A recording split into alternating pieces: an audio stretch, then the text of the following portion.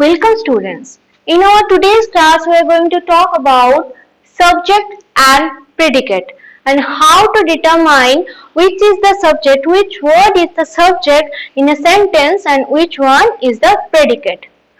Before learning subject and predicate, what we must learn is that what is a sentence. Here it is given. You know that a sentence is a group of words that makes complete sense. So what is a sentence?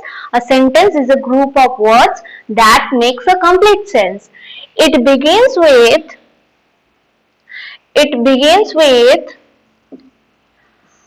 a capital letter and ends with a full stop. So what is a sentence? A sentence is a group of words that makes a complete sense and that begins with a capital letter and ends with a full stop or a question mark or an exclamation mark. Okay. So what is a sentence? A sentence is a group of words that makes a complete sense and that is beginning with a capital letter and that must end in a full stop, a question mark or an exclamation mark. Okay. As for the example, we can take this. Just a minute. Now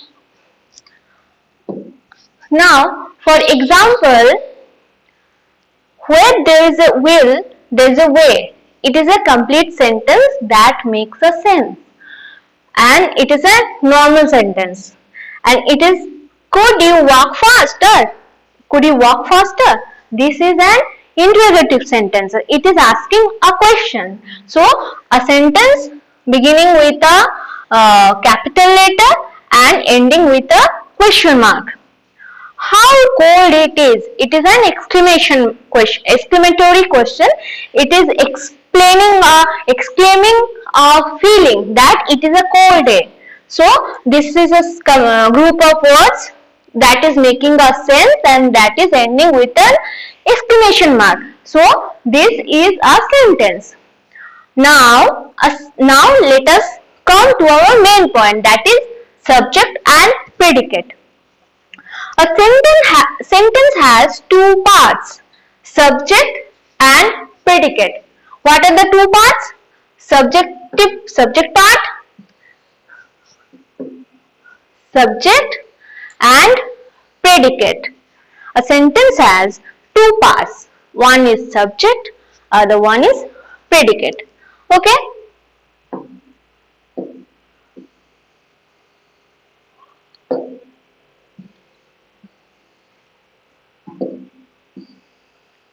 Now read these sentences. I am reading it from a textbook so that it may be easy for you guys to understand.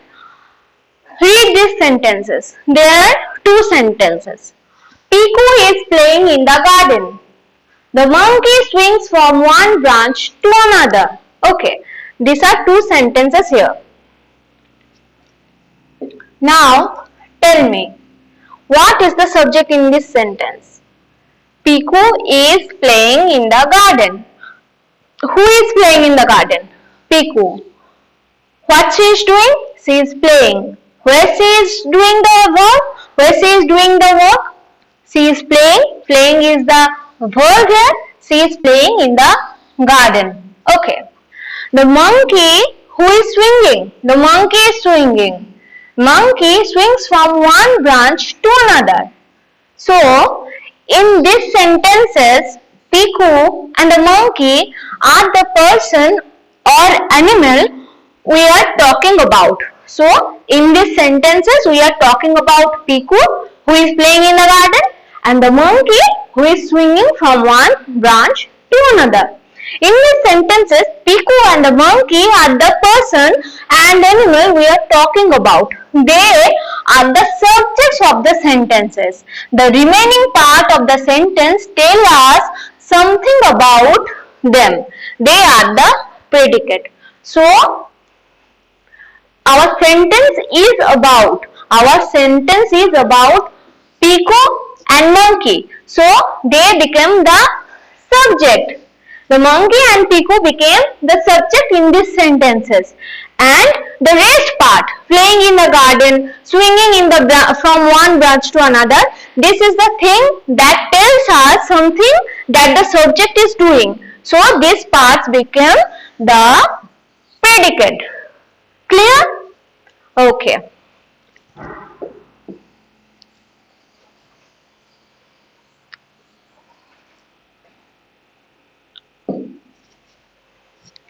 So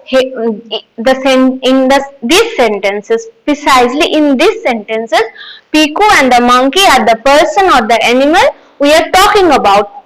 The word, the noun which we are talking about is the subject in a sentence, and rest of the part that talks about what the subject is doing is the predicate.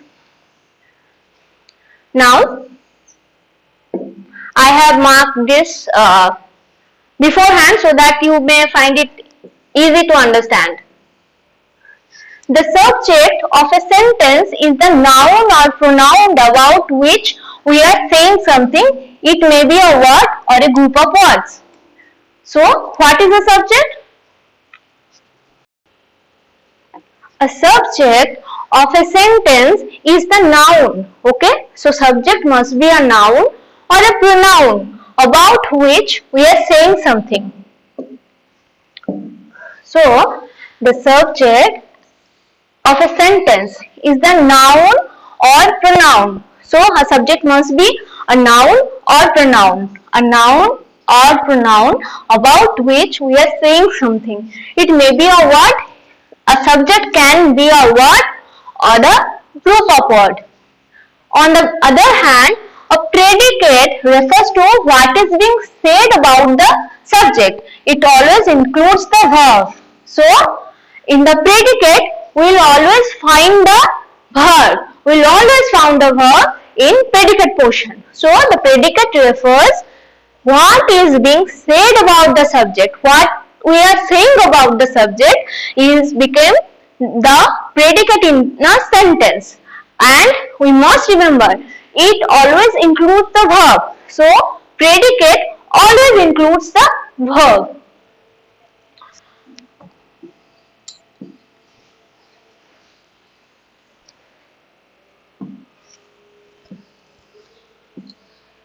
As in these sentences, when Piku becomes the subject, the rest of the portion becomes the predicate, and it was containing the verb, playing, play, the verb. So, that justifies this definition.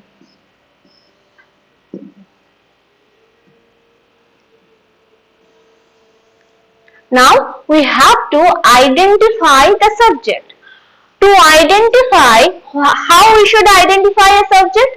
To identify the subject in the sentence, we ask who, what before the verb. Okay. So, we are taking example of those two sentences again. What are those? When we ask who is playing, the answer would be Piku. In the sentence 2, when we ask who swings, the answer is monkey. Okay. So, now let us make it a bit easy.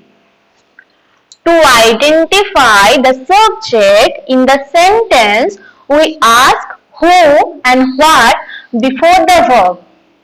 So, in those two sentences, Piku is playing. According to the rule number 1, what we have to ask? We have to ask who and what before the verb. So, if we ask, Piku is, that sentence I am writing it briefly here. Piku is playing in the garden. The sentence was. So, we have to ask the verb with who and what. Now, if we ask who was playing in the garden? If we ask who was playing in the garden. So the answer would be Piku. So the answer would be Piku. Meanwhile, when we ask who swings, we know the monkey was swinging from one branch to another. The answer would be the monkey. So the monkey becomes the subject in this sentence. So what is the rule number 1? Rule number 1 is to identify the rule number 1 for identify subject in the sentence, to ask who or what before the verb. We have to question the verb with who or what. Clear? I hope it is clear. Now, okay. Now let us understand how we identify what is a subject in an interrogative and exclamatory sentences. The subject comes in the middle or in the end of the sentence. To identify the subject, ask who and what before the verb. So here the same formula goes as in the adjective sentences. When we ask who is playing, we ask who and what before the verb. The same formula goes here. Like in the interrogative sentences, rule number 2, in the interrogative sentences, interrogative and exclamatory sentences, the subject comes in the middle or at the end of a sentence. To identify the subject, ask who and what before the verb. What a beautiful day. Examples, what a beautiful day. If we ask what a day it is, a beautiful day. How hungry I am. So beautiful day here is becoming subject. How hungry I am. Who is hungry? I am hungry. So we are questioning the verb with who or what, and we are getting the subject.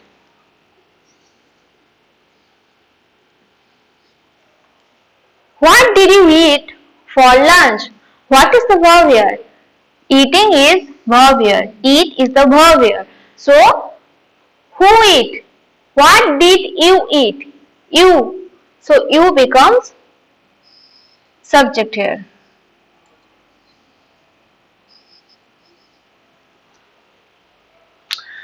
What is the national park called? The question is already here. The national park. We are questioning the verb with what or who, and we are getting our subject. Now let us move to the next thing.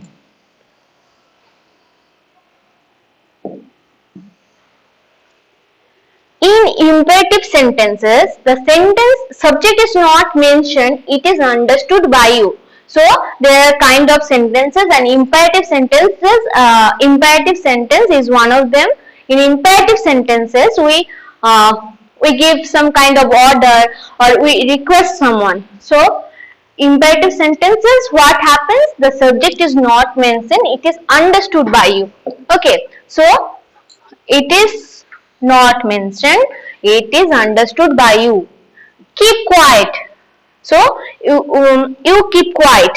Okay, so you is the subject that is not mentioned and that you have to understood. Stop the car. You stop the car. Okay. So with that, we finishes our chapter, and there are some exercises that is done by us in our Google Classroom, and now let us solve at least 5 examples from here. We have to circle the subject and underline the predicate. We won't be doing the entire exercise. Just I will show you how to do it, and you will do it and show me as a homework. Okay. Shanti plays tennis. Now playing is the verb here. Who plays tennis? Shanti. So Shanti becomes here subject. We have to circle Shanti and underline plays tennis. Subject and predicate. Have you eaten the chocolate ice cream kept in the fridge? Eating is the verb here. Eaten, from eat to eaten. Who have eaten the chocolate ice cream, Captain? You. So you become subject and the rest of the part is predicate. So I am stopping here, and the rest of the part will be your homework. You do it and submit in my Google Classroom, in your Google Classroom of English, and I will check that. Okay student, bye bye. Meet you in the next class.